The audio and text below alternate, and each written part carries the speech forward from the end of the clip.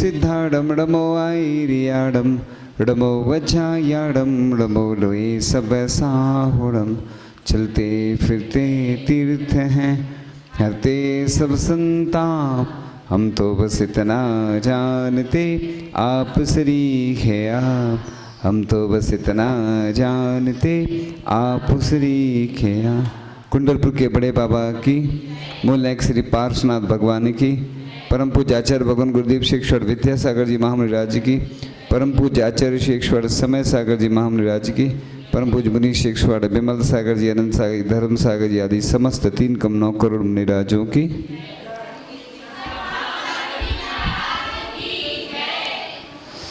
परम पूज्य आचार्य ऋषि के गुणों का वर्णन करने के लिए कोई समर्थ नहीं है। जिस प्रकार से भगवान की स्तुति सहस्र नाम के माध्यम से की गई है, इसी प्रकार से भगवान की तो स्तुति हमने कर ली, आचार्य ऋषि के गुणानुवाद, गुणों का वर्णन कोई कर ही नहीं सकता है।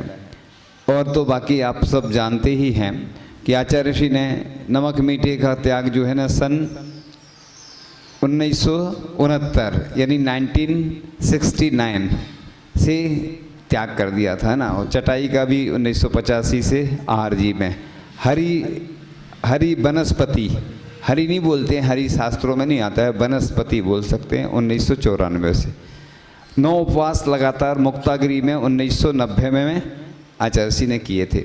और आचार्य ऋषि के जो ग्रंथ है मूक माटी है ना, मूक माटी पर लगभग ये जिस समय की जानकारी है उस समय 283 के आसपास, और ज़्यादा कम हो सकती इतनी है, ये मूक माटी मीमांसा निकली थी। और आचार्य ऋषि के जो मूक माटी पर 4 डीलिट, 50 PhD, 8 MPhil, 2 M.Ed तथा 8 तथा 6 MA आदि पर शोध प्रबंध, इसको बोलते PhD यानी शोध, लिखे जा चुके। इसका मूकमाटी का मराठी, अंग्रेजी, बंगला, कन्नड़, गुजराती और भी बहुत सारी भाषाओं में अनुवाद हो चुका है और हो भी रहा है। इस प्रकार से बहुत सारी आचार्य ऋषि के जो साहित्य विश्वविद्यालय, महाविद्यालय आदि में चल रहे हैं। और आचार्य ऋषि के आशीर्वाद से अनेक तीर्थ जिनका निर्माण आचार्य ऋषि के सानिध्य में हुआ। सुने इधर गौर से सुनो, बहुत अच्छी, अभी कुछ बहुत सारा नया आने वाला है, नया ही चल रहा है पुराना, लेकिन वो पुराने को भी नया, तो आचार्य ऋषि के माध्यम से बहुत सारी ऐसी योजनाएं हैं जो शांति धारा दुग्ध योजना के माध्यम से आचार्य ऋषि ने जन जन का कल्याण किया। क्योंकि आचार्य ऋषि किसी एक व्यक्ति के नहीं होते, संत किसी एक के नहीं होते हैं। संत अरहंत ग्रंथ किसी का इन पर कब्जा नहीं रहता है ना, ये सबके हृदय में बसते हैं। इसलिए आचार्य ऋषि की भावना हुई तो आचार्य ऋषि ने पूरी मैत्री के माध्यम से गरीबों को भी ऐसी चिंता करके उनको भी व्यवसाय के लिए प्रेरणा दी। तो आचार्य ऋषि को चिंता हुई कि बालिकाओं की सुरक्षा नहीं हो पाती है, तो उनके लिए भी आचार्य ऋषि ने प्रेरणा देकर 5 प्रतिभा स्थली के लिए आशीर्वाद प्रदान किया। अनुशासन, आचार्य ऋषि को मालूम चला, देखा उन्होंने कि हमारे जो जैन व्यक्ति हैं, क्योंकि अन्य जगह तो वो पहुंच जाते हैं लेकिन शासन प्रशासन में भी उनको रहना चाहिए, तो उन्होंने अनुशासन उसका नाम दिया। भोपाल में, एक जबलपुर में भी एक संस्था चलती है। यानी आचार्य ऋषि एक ऐसे संत थे जिनको तीर्थंकर प्रकृति का बंद करने में जो निमित्त होती हैं 16 कारण भावनाएं, ऐसे आचार्य भगवान, हमें तो पूर्ण विश्वास है कि वो आगे तीर्थंकर जरूर बनेंगे। और उनको चिंता हुई तो उन्होंने अनेक तीर्थों का निर्माण करते चले गए। इस प्रकार से आचार्य भगवान ने गौवध पर भी प्रतिबंध का के लिए प्रेरणा दी। तो एक बार फैसला हुआ और मध्य प्रदेश में तो आचार्य विद्यासागर गौ संवर्धन योजना चलती ही है और 135 से ज़्यादा गौशालाएँ चलती हैं पूरे देश भर में और लाखों पशुओं की रक्षा होती है। उसके साथ साथ पाठशालाओं में भी आचार्य ऋषि के शिष्यों ने बहुत सारी पाठशालाओं के लिए प्रेरणा दी। उनके माध्यम से संस्कार और शिक्षा दोनों दी जाती हैं। ब्राह्मी विद्याश्रम और अनेक ऐसी संस्थाएं, अनेक तीर्थ हैं। आचार्य ऋषि को मालूम था कि मेरी उम्र तो निश्चित है, मैं भले ही चला जाऊंगा, लेकिन ये हमारा जैन धर्म पंचम काल के अंत तक रहेगा। यानी 21,000 वर्ष जो तो है ना, पंचम काल 21,000 वर्ष का है, 18,500 वर्ष है ना निकल चुके, मतलब 18,000 वर्ष और कुछ हो सकता है उसमें प्लस में, क्योंकि संख्याओं में फेरबदल होता रहता। अब जितने वर्ष बचे हैं तो इस प्रकार से इतने सारे पंचकलना करवाए है ना, 60 से अधिक हैं। अभी पूरी संख्या एक्यूरेट, हाँ पुराने आंकड़े ज़्यादा हो सकते हैं थोड़े से। अनेक विधान और बड़े बाबा का जो विहार हुआ वो सबको जानकारी में है। इस प्रकार से जब आचार्य भगवान के ऊपर देश के प्रमुख ऐसे राष्ट्रपति, उपराष्ट्रपति आए, प्रधानमंत्री जी भी और अनेक केंद्रीय मंत्री, मुख्यमंत्री आदि जब दर्शन करने आते थे तो उनसे मार्गदर्शन लेते थे। इस प्रकार से सुप्रीम कोर्ट के जज हों चाहे हाई कोर्ट के जज हों, अनेक विशिष्ट पदों वाले, चाहे वह राजनेता हों, चिंतक हों, विचारक हों और साहित्यकार हों, शिक्षाविद हों, चाहे कोई भी हों, कुलपति आदि, उनने सभी ने आचार्य भगवान से मार्गदर्शन प्राप्त किया। और आचार्य भगवान ने जन्म लेकर के इस धरती पर जो कार्य किए वो स्वर्ण अक्षरों में लिखे जाने योग्य हैं। तो इसी प्रकार से एक वर्तमान में आचार्य महाराज हैं जो उन्हीं के शिष्य हैं और दोनों का जन्म एक ही माँ से हुआ है, सभी को ज्ञात है।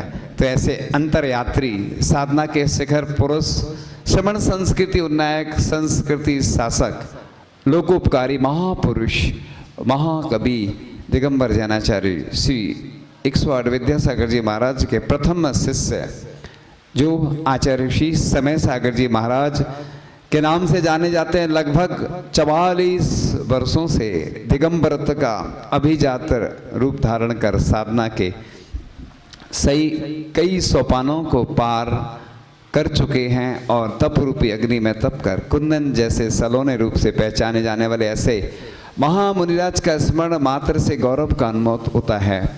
और वो आचार्य श्री विद्यासागर जी महाराज के गृहस्थ अवस्था के सबसे छोटे भाई होने का गौरव प्राप्त करते हैं। चूँकि परम पूज्य निरापक मुनि श्री एक सागर जी महाराज का जन्म पूज्य आचार्य श्री समय सागर जी महाराज से पूर्व हुआ था, लेकिन उसकी जानकारी आप अलग से कर लेंगे। तो सदलगा के बेलगांव कर्नाटक में 27 अक्टूबर 1958 में 58 में 1958 में सोमवार को शरद पूर्णिमा के दिन है ना, दोपहर की वह बेला थी जिसमें माँ श्रीमती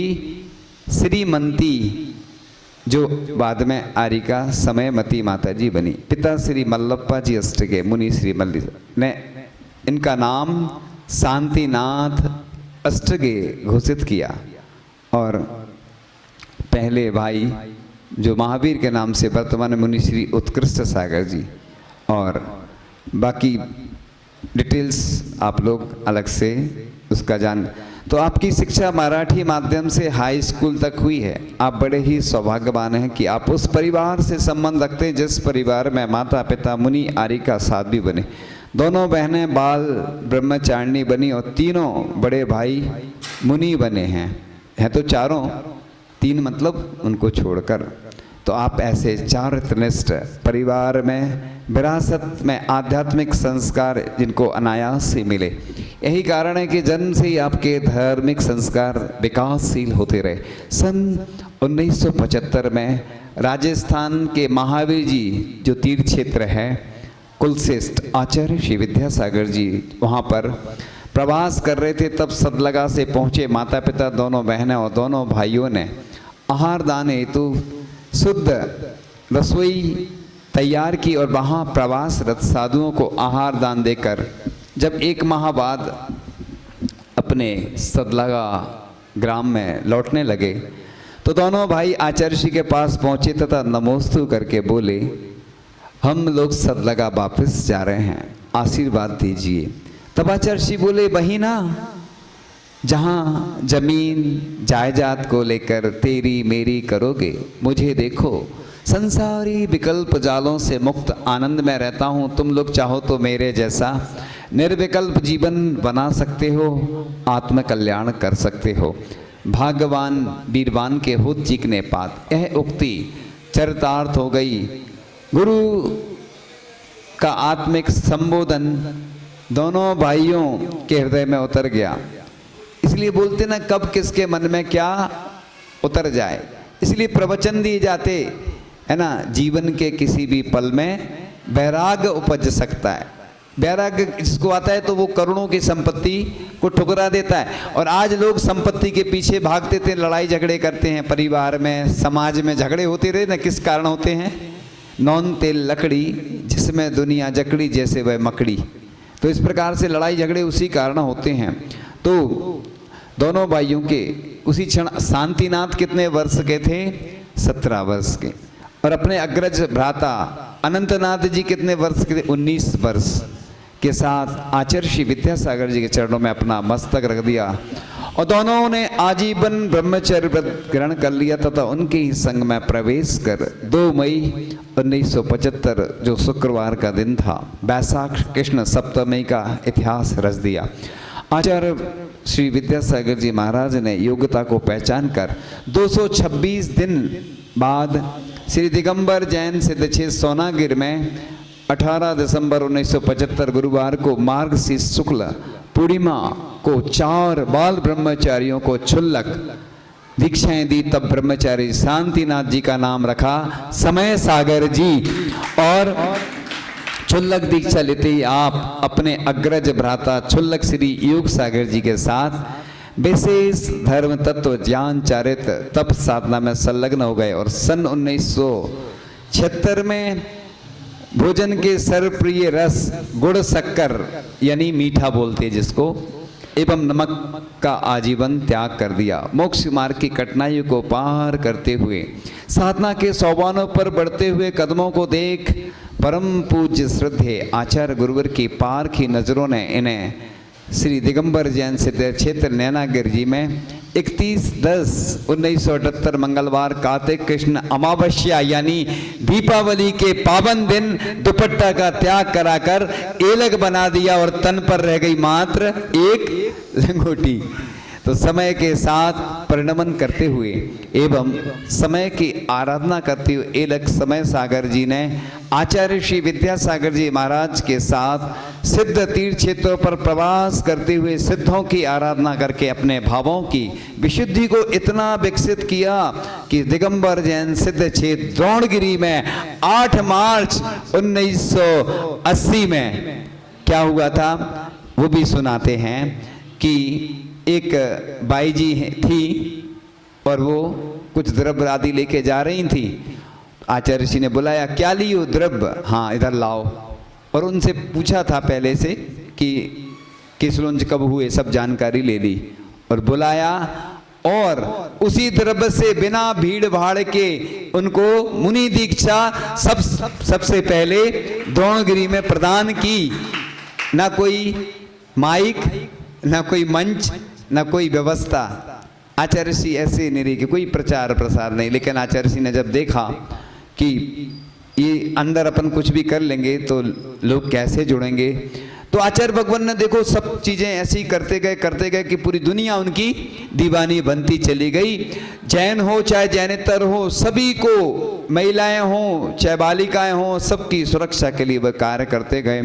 तो आचार्य श्री का जो सूत्र था, मेरे चरण नहीं आचरण छुओ को चरितार्थ करते हुए प्रथम दिगंबर मुनि दीक्षा दी और मोक्ष मार्ग के उत्तम राही अंतरयात्री बन गए। प्राकृतिक स्वरूप दिगंबरत्व को धारण कर आपने तीर्थंकरों की वीतरागता को ऐसा जिया कि दर्शक आपकी निर्वस्त्र मुद्रा लगकर यथाजात सहज प्रसन्नता का अनुभव करता है और आपके चुंबकीय व्यक्तित्व से सदा सदा के लिए जुड़ जाता है और आप आत्म साधना में गहरे उतरते चले गए। फलस्वरूप साधना की गहराइयों में आनंद की अनुभूति के कारण बाह्य लोक से सहज प्राप्त क्षणिक आनंद देने वाले फलों का फल का त्याग 1982 में आजीवन त्याग कर दिया। आप 44 वर्षों से ज्ञान ध्यान तप में लवलीन अंतर्मुखी साधना से अपने नाम की सार्थकता को प्रकट करने वाले विद्या का सार समय सागर बन गए और संत समुदाय के बीच आप वात्सल रत्ना करके पहचान तो रखते ही हैं, साथ ही एक आदर्श मुनि के रूप में पूजे जाते हैं। मुझे याद है वह क्षण कि जब पूज्य बड़े महाराज, अब तो नाम भी नहीं लेते, कहते बड़ों का नाम नहीं लिया जाता, तो अब आचार्य महाराज बन गए, लेकिन पूज्य बड़े महाराज इतने सरल सहज थे। कई बार हमसे पूछते थे कि कहाँ उपविहार होगा, तो हम सोचते थे ये हमसे पूछ रहे, इतने बड़े महाराज इनको भी नहीं मालूम। यानी आचार्य महाराज किसी को नहीं बताते थे कब विहार करना, कब क्या करना।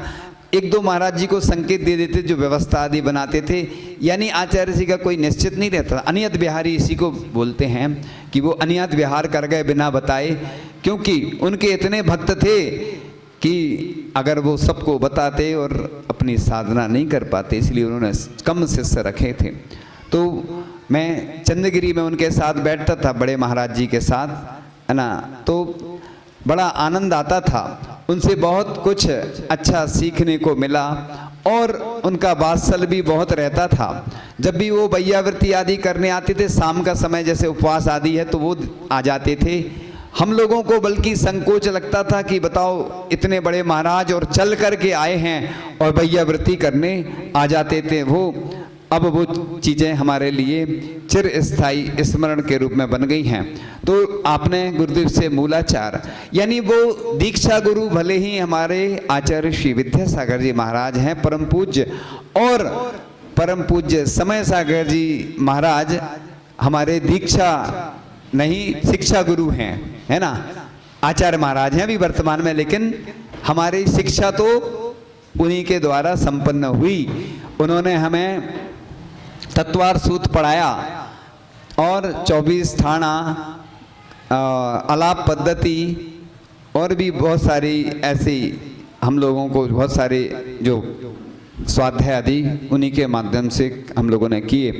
तो इस प्रकार से अपराजय साधक आचार्य श्री के साथ आपने एवं मुनि श्री युग सागर जी ने सन 1951 में उत्कृष्ट साधना प्रारंभ करती हुई वृत्ति परिसंख्यान तप के अंतर्गत आहारचर्या में एक ग्रह पड़गाहन का आजीवन संकल्प लेकर, यानी आचार्य श्री विद्यासागर जी महाराज, परम पूज्य आचार्य श्री विद्यासागर जी महाराज, परम पूज्य मुनि श्री समय सागर जी महाराज, मुनि श्री युग सागर जी महाराज, तीनों ने एक चौके का नियम ले लिया, चाहे अलाप भी हो जाए एक ही चौके में पड़गान होगा। उसके बाद अगर मुझे याद है बीनावारा में पूज्य समय सागर जी महाराज का एक चौके में आहार हो गया और संयोग से वो कुछ गड़बड़ी हो गई, दूसरे दिन भी उसी चौके में हो गया, तो महाराज जी ने आहार नहीं किए, कुछ अल्प आहार लिया या जल ही लिया बस, और लौट के आ गए दूसरे दिन।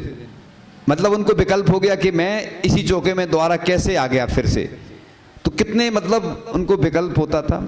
ये बहुत पुरानी बात है बीनावारा की, इसलिए ऐसा कुछ हुआ था। इस प्रकार से एक चौके का नियम आज भी है, अगर एक चौके से लौट आते हैं तो फिर दूसरे। और साधुओं का ऐसा नियम नहीं, लेकिन आचार्य जी ने ऐसा नियम तीनों को शायद ऐसा सुनने में आया था कि उनने भी तो उनका तो था ही और उनको दे दिया था नियम। अब जो सुनी सुनाई बातें रहती हैं इसमें कुछ फेरबदल हो सकता है। इस प्रकार से अब श्रवण चारित्र विधान के अनुसार 28 मुलुकों का पालन करते हुए रात्रि में मौन साधना करते हैं, लकड़ी के पाटे पर बैठते विश्राम करते तथा सूर्य स्नान एवं वायु स्नान से शुद्ध रहते हैं।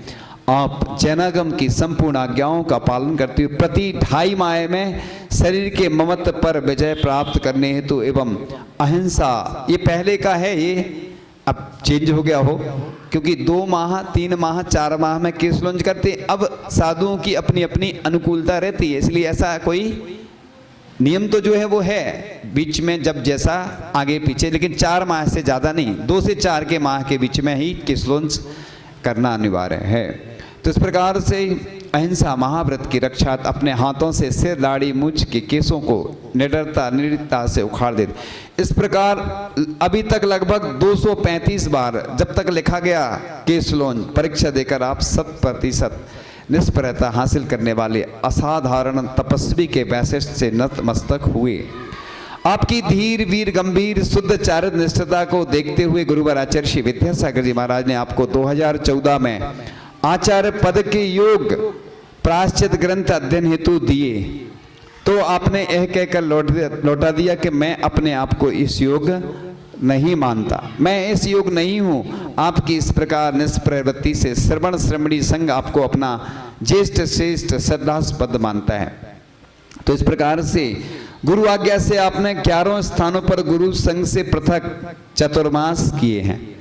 ये तो आचार्य पद का चतुर्मास अलग माना जाएगा, इसके पहले 11 की संख्या। हाँ, और अनेक स्थानों पर पंच कल्याणकों में सूर्य मंत्र प्रदान किए। इस समयावधि में मुनियों चुल्लकों ब्रह्मचारियों का समीचीन परिपालन की योग देख गुरुदेव ने आपको 29 नवंबर 2018 ललितपुर गौशाला के पंचकल्याणक के अवसर पर प्राचीन आचार्य कुंद कुंद स्वामी के अनुसार प्रथम निर्यापक श्रमण घोषित किया था। आपकी वाणी आचार्य श्री विद्यासागर जी की तरह आगम वाणी है, आगम से प्रमाणित है। आप प्राचीन शास्त्रों के आधार से भाषा समिति का पालन करते हुए 90 तुले शब्दों में जब प्रवचन करते हैं तब श्रोताओं का को ऐसा एहसास होता है कि आचार्य गुरुवर श्री विद्यासागर जी महाराज की मधुर वाणी ही प्राप्त हो रही है। आपकी देशना आध्यात्मिक सांस्कृतिक सैद्धांतिक और दार्शनिक मूल्यों को तो उद्घाटित करती है, साथ ही जन सामान्य को नैतिक धार्मिक मूल्यों से भी परिचय कराती है। यही कारण है कि आप आचार्य गुरुदेव के आदेशानुसार सन 1980 से ही आचार्य संघ में आगत ब्रह्मचारियों एवं संघस्थ चुल्लक एलक मुनियों को धर्म दर्शन आगम अध्यात्म विषय पर प्राचीन जैनाचार्यों द्वारा रचित शास्त्रों का अध्यापन कार्य करने से आप उपाध्याय परमेष्ठी से भी पहचाने जाते हैं थे। अब है नहीं बोले, वो जब लिखा गया, क्योंकि जो शिक्षा देते हैं ना उपाध्याय कहलाते हैं, जो दीक्षा देते वो आचार्य परमेष्ठी। हम लोगों को भी उन्होंने सब कुछ सिखाया पढ़ाया। मुझे याद है किसी ने सुनाया था कि आचार्य श्री से किसी ने कहा कि आचार्य श्री इन ब्रह्मचारियों को आप संघ में पढ़ाते हैं, इससे अच्छे तो कोई पंडित आदि पढ़ा दे तो अच्छा रहेगा। आचार्य श्री ने जो बात कही बड़े गौर से सुनने लायक है। आचार्य श्री ने कहा कि देखो, इनको सिर्फ ब्रह्मचारियों को शिक्षा देना होती तो कोई भी पंडित विद्वान दे देता, लेकिन हमें शिक्षा नहीं देना है, शिक्षा के साथ मुनिचर्या भी सिखाना है ब्रह्मचारियों को, जिससे कि पंचम काल के अंत तक ऐसी ही परंपरा निरंतर निर्बाध चलती रहे। तो इस प्रकार से आप कन्नड़ मराठी हिंदी प्राकृत संस्कृत भाषा के जानकार हैं। आपकी वाणी में ओज प्रसाद प्रमोद और आह्लाद भाव से युक्त हितमिति प्रिय के दर्शन होते हैं। सरलता सहजता प्रसन्नता। मैंने सुनाया था एक बार कि मेरी दीक्षा हुई, उसी दिन प्रतिक्रमण किया था तो पाटे लगे थे तखत, तो उनको महाराज बड़े महाराज हैं तो हम लोगों ने चौकी लगा दी तखत पे, महाराज जी आप इस पे बैठिए। उन्होंने अलग करवा दी चौकी, बोले कि सब बराबर हैं, चाहे भले ही तुम लोग आज दीक्षित हुए हो और मैं इतने वर्षों से दीक्षित हूँ। देखो उनकी सरलता सहजता। कुंडलपुर में भी वो जब निर्यापक थे तो आहारचर्या को निकल रहे थे तो सबसे बड़े तो वही थे और आचार्य तो बनना था, घोषित हो गए, चौकी अलग करवा दी। बोले ये क्यों लगाए हो, क्या जरूरत है। हम समझ गए कि उनके अंदर कितनी सरलता और सहजता है कि कोई विकल्प नहीं आए किसी को। फिर तो बाद में वो घोषित हो गए, घोषित तो पहले से थे, यानी संस्कार हो गए आचार्य पद के। तो इस प्रकार से आचार्य भगवान की भावना थी। आचार्य श्री विद्यासागर जी महाराज की परम पूज्य आचार्य भगवान की भावना थी कि संस्कार सबके सामने, पूरे संघ के सामने ये घोषणा होना चाहिए। जिससे कोई बाद में कोई किसी को विकल्प आदि नहीं रहे। इसलिए और आपकी जो व्यक्तित्व की सबसे बड़ी खूबी है जो दर्शक को आनंदित एवं संतुष्टि प्रदान करती है। आप युवाओं को संबोधित करते हुए कहती है, जिंदगी बहुत छोटी है, उसकी कद्र करो और नेक राह पर चलकर सार्थक बनाओ। तो आपने आचार्य श्री के साथ एवं संघ से बाहर रहकर 24 तीर्थंकरों के सनातन मोक्ष मार्ग पर चलकर 44 वर्षों में मध्य प्रदेश, उत्तर प्रदेश, राजस्थान, बिहार, झारखंड, बंगाल, उड़ीसा, छत्तीसगढ़, गुजरात प्रदेशों की लगभग उस समय तक 40,000 किलोमीटर पदयात्रा करके निरालंबी जीवन का संदेश तो दिया ही, साथ ही समाज से बिना नमक मीठा के दिन में एक बार अल्प सात्विक आहार पानी ग्रहण करके यह संदेश भी दिया कि सुख शांति आनंद की प्राप्ति सात्विक सार्थक जीवन शैली को जीकर ही प्राप्त की जा सकती है। आपके जीवन की प्रत्येक क्रियाकलाप एक आदर्श मानक के रूप में देखी जाती है और साधकों के लिए एक मील का पत्थर भी है। तो इस प्रकार से आचार्य भगवान ने भले ही चंद्रगिरी तीर्थ डोंगरगढ़ में 17 फरवरी 2024 की रात्रि में 2:35 पर अनंत की यात्रा के अगले पड़ाव पर चले गए, किंतु उनके निर्देश अनुसार प्रवाहमान अंतिम तीर्थंकर भगवान यात्रा के अगले पड़ाव पर चले गए, किंतु उनके तीर्थंकर भगवान महावीर के शासन की मूल संघ परंपरा में 20वीं शताब्दी में हुए शांति सागर जी, आचार्य श्री वीर सागर जी, आचार्य श्री शिव सागर जी, आचार्य श्री ज्ञान सागर जी और आचार्य श्री विद्या सागर जी महाराज के ज्येष्ठ शिष्य परम पूज्य आचार्य श्री समय सागर जी का सानिध्य पाकर के आचार्य गुरुवर विद्या सागर जी के महाप्रयाण से दुखी समाज संतोष का अनुभव कर रही है। तो इस प्रकार से उनके महाव्यक्तित्व में मणि कांचन योग की उक्ति को चरितार्थ करते हैं।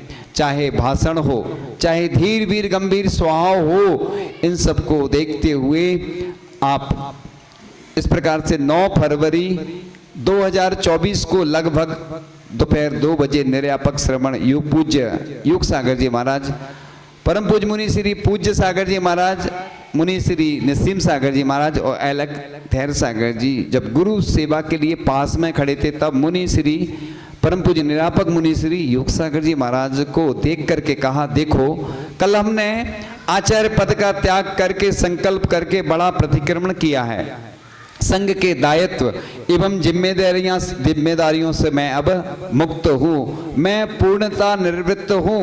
मैं वैसा ही सुना रहा हूँ जैसा लिखा है, बिल्कुल लाइव है ये, बिल्कुल पूरा, इसलिए मैं पढ़ के पहली बार ही सुना रहा हूँ। अभी तक मैंने कहीं नहीं सुना है, ऐसा मौखिक रूप से सुनाया है बहुत सारा, लेकिन ये पूरा बिल्कुल वैसा ही है, पॉइंट टू पॉइंट। मैं पूर्णतः निवृत्त हूँ, मुझे किसी भी, मैं इसलिए बता देता हूँ हर चीज़ कि इसमें कई बार फेरबदल हो जाता है, लेकिन जो लिखा गया है बिल्कुल जिन्होंने सुना है उन्हीं ने लिखा है, बिल्कुल है ना। तो इसलिए बता देता हूँ कि कई बार इन चीज़ों में बातें अलग अलग टाइप की हो जाती हैं, इसलिए मुझे किसी भी प्रकार का कोई भी विकल्प नहीं है।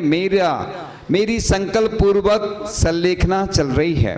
आप लोग मेरी समाधि के बाद ये बातें उचित समय पर सभी के सामने अच्छे से रख देना और उचित समय पर निरापक गण एवं संपूर्ण संघ मिलकर ज्येष्ठ मुनिराज समय सागर जी महाराज को आचार्य पद पर प्रतिष्ठित कर देना। और जब तक समाधि नहीं होती तब तक आप किसी से नहीं बताएंगे, आप कायोसर कर लें। आचार्य जी कभी भी कोई चीज़ बोलते थे तो यही बोलते, कायोसर कर लो, किसी को नहीं बताना।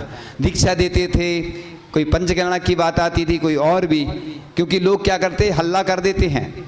कई बार कोई चीज़ होती ना तो पूरे में भले ही कोई काम हो जाए। तो आचार्य जी के आदेश अनुसार जो 16 अप्रैल 2024 को कुंडलपुर में सभी ने देखा कि पट्टाचार्य आचार्य श्री समय सागर जी महाराज को घोषित किया गया।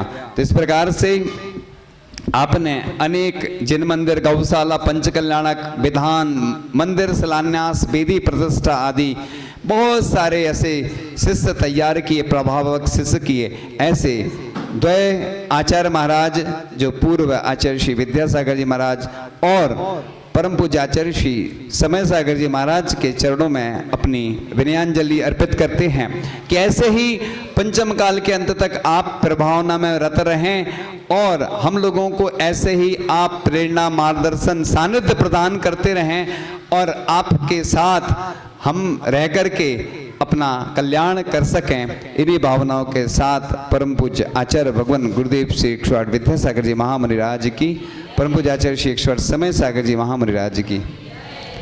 हाँ, अब आज चिता प्रश्न पूछते हैं, मेरे सवालों का जवाब दो ना। पहला प्रश्न आता है आपके सामने। आचार्य श्री विद्यासागर जी महाराज ने 9 उपवास कहाँ किए थे? लगातार 9 उपवास।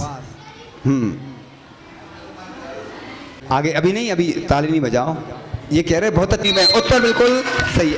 उसके बाद सुनो, आचार्य श्री के साहित्य पर लगभग कितनी पीएचडी हुई हैं जो हमने बताई हैं? कम ज़्यादा हो जाती संख्या, बढ़ जाती घट जाती, चलो कितनी? मूकमाटी मीमांसा लिखी गई ग्रंथ, उसके कितने भाग हैं नहीं मालूम किसी को। आचार्य ऋषि के आशीर्वाद से लगभग कितनी गौशालाएं चल रही हैं? लगभग एक क्या संख्या लगभग ही बताई जाती, जब भी बताई जाती, क्योंकि हमारे पास जो जानकारी वो है, अब कम ज़्यादा हो सकती है। अभी जो हम 135। उत्तर बिल्कुल सही है। बैठ सामने। आचार्य ऋषि के सानिध्य में कितने पंचगणक हुए? जितने हमने संख्या बताई उससे अधिक है, उससे उतनी बताना है, उससे अधिक पंचगणक हुए हैं। हाँ, 60 पंचकल्याण। 60 से अधिक बोलो, 60 नहीं, हमने 60 से अधिक बोले हैं। एक्यूरेट हमारे पास सभी है ना। वो आता है आपके सामने, परम पूज्य आचार्य श्री समय सागर जी महाराज की मुनि दीक्षा कब हुई थी? डेट सहित और पूरा सन नहीं मालूम तो उत्तर बिल्कुल सही है। बैठ जाओ। कितने? वो तो कभी कभी हो जाता है, लेकिन याद तो रहता है इतना। 5वां प्रश्न, हम तो इसलिए पूछते लोगों को याद है कि नहीं, और हमें भी याद आ जाता उससे। 5वां प्रश्न, परम पूज्य आचार्य श्री समय सागर जी महाराज को आचार्य पद के संस्कार कब कहाँ दिए गए थे? हाँ हैं? 16 अप्रैल हाँ 2024 को कुंडलपुर में आचार्य पद के संस्कार प्रदान किए गए थे। श्रीमती पुष्पा लंबरदार कल्याण मंदिर में। चलो जाओ, एक आ जाओ, इतनी साइड में खड़ी हो आ जाओ, एक और पोज लो।